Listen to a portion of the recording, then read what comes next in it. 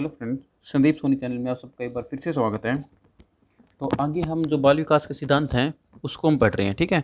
तो आगे है जो हमारा फ्रेंड्स परस्पर संबंध का सिद्धांत। भी आपस में किस किस बात का क्या सिद्धांत होता है। हमें पता है कि विकास की सभी दशाएं, सभी पक्ष जो होते हैं, जैसे शारीरिक, मानसिक, सामाजिक, संवेगात्मक, ये क्या है, एक दूसरे से क्या आपस में संबंधित है, ठीक है। किस हिसाब से संबंधित है, अगर कोई बालक शारीरिक रूप से स्वस्थ है ना, पक्की बात है वो मानसिक रूप से भी स्वस्थ होने की कोशिश करता है। और शारीरिक और मानसिक रूप से स्वस्थ बच्चा या व्यक्ति ही समाज में, समाज के हर मतलब पक्ष में क्या करता है, भाग लेता है। और वो अपने इमोशंस पर, अपने प्रेम क्रोध पर, ठीक, अपनी भावनाओं पर क्या करता है, कंट्रोल रखता है। तो ये सारे क्या है, आदि सब क्या है, एक दूसरे से संबंधित है। और ये विकास के पक्ष हैं, शारीरिक, मानसिक, बौद्धिक, सामाजिक, संवेगात्मक, ठीक है। ये सारे क्या हैं, विकास के पक्ष। एक दिशा में होने वाला विकास होता है, अन्य दिशाओं में होने वाले विकास को भी प्रभावित करता है। सीधी सी बात है, अभी मैंने ऊपर सेम बताई कि शारीरिक रूप से स्वस्थ हैं तो मानसिक रूप से और सामाजिक रूप से भी हम पक्की बात है स्वस्थ होंगे। उदाहरण उन्होंने यही दे दिया।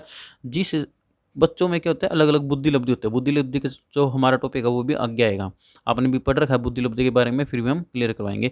जिन बच्चों में औसत से अधिक बुद्धि होती है, यानी बुद्धि होती, ठीक है, जितनी होती है ना, मान लो कि 6th स्टैंडर्ड का जो स्टूडेंट है, ठीक है, उसमें है 8th स्टैंडर्ड तक की बुद्धि, मतलब वो 8th स्टैंडर्ड तक के भी क्वेश्चनों को सोल्व कर लेता है, या फिर उसको ज़्यादातर क्वेश्चनों को सोल्व करने की क्षमता रखता है, या उन क्वेश्चनों को अच्छे से समझ लेता है, ठीक है। ऐसी औसत जिनके पास बुद्धि होती है अधिक, वे शारीरिक तथा मानसिक रूप के से दृष्टि से काफ़ी आगे पाए जाते हैं। देखो भी सीधी सी बात है, अगर कोई, आप कोई लगा लो, अगर मान लो कि आपने अगर आज कोई एग्ज़ाम पास कर दिया फ्रेंड्स, मान के चलो, आप अपने ऊपर मान के चलो, ठीक है, तो आपका ना जो लेवल है, कॉन्फिडेंस लेवल है, वो बिल्कुल हाई हो जाएगा। आपके अंदर एक नई ऊर्जा संचारित हो जाएगी। बेशक से आपके कोई एग्ज़ाम, कुछ भी एग्ज़ाम पास ना हो लास्ट में, ठीक है, जितनी भी आपने तैयारी करी, लेकिन आपका एक एग्ज़ाम पास हो गया ना, एक एग्ज़ाम, तो आपको पता लगने लग जाएगा कि हाँ, मेरे अंदर कैपेबिलिटी है कि मैं भी कुछ कर सकता हूँ, ठीक है।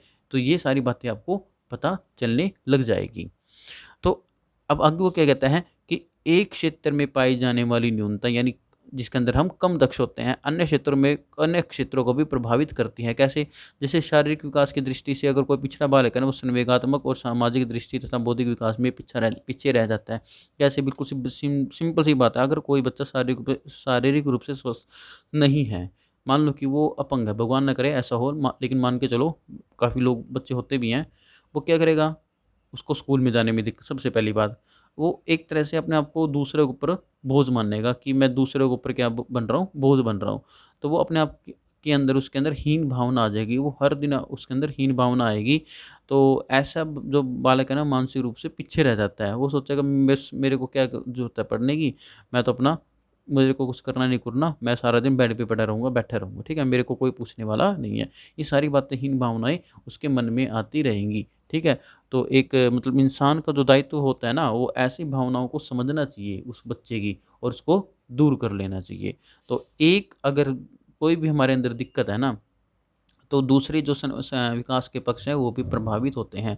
ज़रूरी नहीं कि शारीरिक, अगर आपके अंदर मतलब किसी बच्चे के अंदर मानसिक रूप से दिक्कत है, तो पक्की बात है उसका शरीर देख लेना कोई अच्छा नहीं मिलेगा। संवेगात्मक और सामाजिक दृष्टि से तो वैसे भी वो पीछे ही रहेगा, ठीक है फ्रेंड्स। तो ये सारी बातें हैं, विकास के जितने भी पक्ष होते हैं वो क्या होते हैं, सभी एक दूसरे से आपस में इंटरकनेक्टेड होते हैं, यानी संबंधित होते हैं। आगे बढ़ते हैं। आगे हमारा जो टॉपिक है, वृद्धि और विकास की दर, ठीक है। इसमें क्या कहता है, देखो भाई हमने पहले ही पढ़ चुके हैं कि वृद्धि क्या है और विकास क्या है। वृद्धि होती है शारीरिक माप को हम वृद्धि कहते हैं। विकास में शारीरिक के साथ साथ सामाजिक, मानसिक, बौद्धिक और आध्यात्मिक हमारे से कई प्रकार के पक्ष इसके अंतर्गत आते हैं। यदि विकास बराबर होता रहता है, यदि हमारा विकास कंटिन्यू चलता रहता है, परंतु उसकी गति फिर भी कहते हैं सभी अवस्थाओं में सेम नहीं होती। कौन कौन सी अवस्थाएं होती हैं हम पहले ही पढ़ चुके हैं, शिशु अवस्था, किशोरावस्था, बाल्यावस्था, प्रौढ़ावस्था, वृद्धावस्था, ये सारी अवस्थाएं हैं, ये जिसमें से एक मनुष्य होकर गुजरता है। लेकिन कहते हैं भी शैशवावस्था, जो कि शुरू में 2 या 3 साल की होती है, शैशवावस्था में इस शुरू के वर्षों में तो यह गति कुछ तेजी होती है। बच्चा जब होता है ना, ऐसा लगता है भी 6 महीने में, अरे इतना बड़ा हो गया 6 महीने में, तो कुछ गति जो होती है वो वृद्धि के रूप में कहता है, वो जल्दी होती है। और मानसिक रूप से भी बच्चा जल्दी सीखने लग जाता है, हंसने, बोलने, खेलने, पहचानने, अपने घर के सदस्यों को जानने लग जाता है वो, ठीक है। लेकिन बाद के वर्षों में जैसे बाल्यावस्था आ जाती है ना, थोड़ी यह मंद हो जाती है, कुछ टाइम के लिए हल्की सी मंद हो जाती है, लेकिन ज़्यादा भी नहीं। लेकिन बाद में क्या हो जाता है, जैसे ही हार्मोन्स का खेल स्टार्ट हो जाता है किशोरावस्था के दौरान, किशोरावस्था के प्रारंभ में क्या हो जाती है, गति पुनः तेज हो जाती है। वृद्धि के मामले में लड़कियां क्या हो जाती हैं, लड़कों से पहले आगे निकल जाती हैं और लड़कों की गति बाद में होती है। लेकिन लड़कियां पहले निकलने पर वो पहले रुक भी जाती हैं, ठीक है, लेकिन लड़कों की गति है वो थोड़ी आगे तक बढ़ती रहती है, कंटिन्यूटी होती रहती है, ठीक है। तो ये था विकास, वृद्धि और विकास की दर। आगे फ्रेंड्स कहते हैं विकास जो है सामान्य से विशिष्टता की ओर चलता है। ये बात बिल्कुल हमने पहले ही पढ़ चुके हैं, सामान्य से विशिष्टता की ओर कैसे। एक बच्चा जो होता है ना, पहले क्या करता है, एक बच्चा जब जन्म लेता है पहले हाथ पैर मारने की कोशिश करता है, ठीक है, हाथ पैर, हाथ भी चलते हैं उसके, पैर भी चलते हैं साथ के साथ। लेकिन वो धीरे धीरे क्या करने लग जाता है, अपने हाथ का, हाथ के बाद उंगलियों का, और उंगलियों में भी एक एक उंगली का प्रयोग करना वो सीख जाता है, ठीक है। जैसे हम पढ़ लेते हैं, जैसे कि अपने हाथ में किसी वस्तु को पकड़ने के लिए बालक क्या करता है, इधर उधर हाथ मारता है, ठीक है, वो कोशिश करता है उस वस्तु को पकड़ने की। लेकिन बाद में धीरे धीरे जब उसका विकास होता है, कुछ टाइम गुजरने के बाद वो एक वस्तु को पर्टिकुलर डायरेक्शन में पकड़ ही लेता है। इसी प्रकार जो शुरू में जो विकास होता है एक शिशु के, रोने चिल्लाने में भी उसके सभी अंग प्रत्यंग भाग लेते हैं। जैसे बच्चा रोता है ना, तो हाथ पैर मारता है उसमें, ठीक है, तो हाथ पैर लगाता है, या फिर कोई किसी वस्तु को पकड़ने की कोशिश करता है। आप कोई बच्चे को लिटा दो, आप किसी पीछे की तरफ बोलो, बच्चा क्या करेगा, पीछे की तरफ आंख कर लेगा, या फिर पीछे की तरफ अपने सिर को करने की कोशिश करेगा। तो ये सारी बातें हैं, विकास का एक पार्ट है। भाषा विकास में भी बालक में क्या करता है, सामान्य शब्दों को पहले यूज करता है और बाद में विशिष्ट शब्दों को यूज कर पाता है। बिल्कुल आसान सी बात है ये।